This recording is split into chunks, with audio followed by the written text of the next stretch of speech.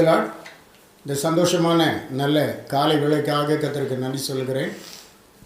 ஆண்டவர் தம்முடைய மகா பெரிய கிருபையினாலே நம்மை பாதுகாக்கிறார், நடத்துகிறார். ஒவ்வொரு பகலும் ஒவ்வொரு இரவும் நம்மை சேதம் இல்லாமல் ஆண்டவர் காத்து வருகிறார். அவருடைய பரிசுத்த நாமம் மகிமைப்படுவதாக. இந்த காலை நேரத்திலே நாம் தியானிக்கும்படியாக தெரிந்து கொண்டதான வேத பகுதி யோசுவாவின் புத்தகம் 10வது அதிகாரம் 25வது வசனம். அப்பொழுது யோசுவா அவர்களை நோக்கி, நீங்கள் பயப்படாமலும் கலங்காமலும் பலத்து திடமனதாயிருங்கள். நீங்கள் யுத்தம் பண்ணும் உங்கள் சத்துருக்களுக்கு எல்லாம் கர்த்தர் இப்படியே செய்வார் என்றார். யோசுவாவின் காலத்தில் இஸ்ரவேல் ஜனங்களை மோசைக்கு பின்பு கானானுக்கு நேராக நடத்தினார் என்று பார்க்கிறோம்.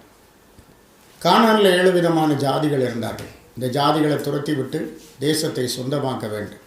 இதற்காக யுத்தம் பண்ண வேண்டியது இருந்தது.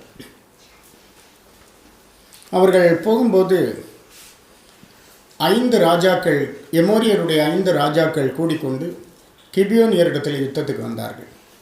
ஆனால் கிபியோனியருக்கும் யோசுவாவுக்கும் முன்னதாக ஒரு உடன்படிக்கை இருந்தது. அதன்படி கிபியோனியர் யோசுவாவை அழைத்தார்கள். யோசுவா இரவெல்லாம் நடந்து தன் சேனைகளோடு அங்கு போய் சேர்ந்தார். அப்போது கர்த்தர் சொன்னார், அவர்களை உன் கையிலே ஒப்பு கொடுப்பேன் என்று. இஸ்ரவேலருக்காக ஆண்டவர் யுத்தம் பண்ணினார் என்று நாம் வேதத்தில் படிக்கிறோம். யோசுவா 10ஆம் அதிகாரம் 10ஆம் வசனத்திலே இஸ்ரவேலருக்கு முன்பாக தேவன் அவர்களை கலங்க பண்ணினார். ஆண்டவர் வானத்திலிருந்து பெரிய கற்களை விழப்பண்ணினார். இஸ்ரவேல் புத்திரர் பட்டயத்தால் கொண்டவர்களை பார்க்கல் வானத்திலிருந்து விழுந்த கற்களால் செத்தவர்கள் அதிகமாயிருந்தார்கள். ஆண்டவர் எமோரியரை இஸ்ரவேலருடைய கையில் ஒப்புக் கொடுக்கிற அந்த நாளிலே யோசுவா ஆண்டவரை நோக்கி பேசி, இஸ்ரவேலின் கண்களுக்கு முன்பாக சூரியனை நீ கிபியோன் மேல், சந்திரனே நீ ஆயலோன் மேலும் தரித்து நில்லுங்கள் என்றார்.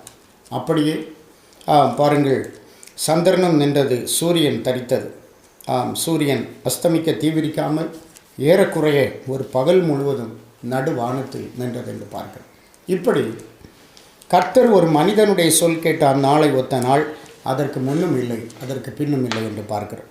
அதாவது கர்த்தர் அவருடைய ஜனத்துக்காக யுத்தம் பண்ணினார், கர்த்தர் இஸ்ரவேலுக்காக யுத்தம் பண்ணினார் என்று சொல்லப்பட்டிருக்கிறது. இந்த காலை நேரத்தில் உங்களுக்கு விரோதமான பல போராட்டங்கள் இருக்கலாம், சாத்தானுடைய போராட்டங்கள். ஆண்டவர் உங்களுக்காக யுத்தம் பண்ண வல்லவராக இருக்கிறார். எந்த காரியத்தை குறித்து நீங்கள் பயப்பட தேவையில்லை. யோசுவா அவர்களை நோக்கி, நீங்கள் பயப்படாமலும் கலங்காமலும் பலத்து திடமனதாக இருங்கள். நீங்கள் யுத்தம் பண்ணும் உங்கள் சத்துருக்களுக்கெல்லாம் கர்த்தர் இப்படியே செய்வார். இந்த காலை நேரத்தில் உங்களுக்காக யுத்தம் பண்ணி உங்களுக்கு ஜெயக்கொடி ஏற்றுகிற ஒரு ஆண்டவரை நீங்கள் சேவிக்கிறீர்கள். மறந்து போக வேண்டாம். இந்த ஆண்டவர் உங்களோடு இருந்து உங்களுக்காக யுத்தம் பண்ணுகிற ஆண்டவராக இருக்கிறார். அவ்விதமாக இந்த நாளிலும் கூட ஆண்டவர் உங்களை வெற்றியின் பாதையிலே நடத்துகிற ஆண்டவராக இருக்கிறார். அவர் உங்களை ஆசீர்வதிப்பாராக.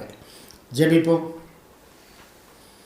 நன்மையானவைகளையும் ஆசீர்வாதமானவைகளையும் எங்களுக்கு தந்து ஒவ்வொரு நாளும் அன்போடு எங்களை வழிநடத்தி வருகிற எங்கள் நல்ல ஆண்டவரே, ஆசீர்வதிக்கப்பட்டதான இந்த காலை நேரத்தில் உம்முடைய சமூகத்தை தெரிந்து கொள்ள உம்முடைய பிள்ளைகளுக்கு இரக்கம் பாராட்டினீர் ஆண்டவரே. இந்த புதிய காலையிலே புதிய அபிஷேகத்தையும் புதிய சந்தோஷத்தையும் தந்து கர்த்தரை இவர்களை ஆட்கொண்டு நடத்தும்படியாக ஜெபிக்கிறோம். அன்றைக்கு ஆண்டவரே யோசுவாவோடு கூட இருந்து பெரிய காரியங்களை செய்த கர்த்தர் இந்த நாளில் உம்முடைய பிள்ளைகளோடு கூட இருந்து மகிமையான காரியங்களை செய். இவர்களை ஆசீர்வதி. இயேசு மூலம் கேட்கிறோம் பிதாவே. ஆமென். ஆமென். God bless you.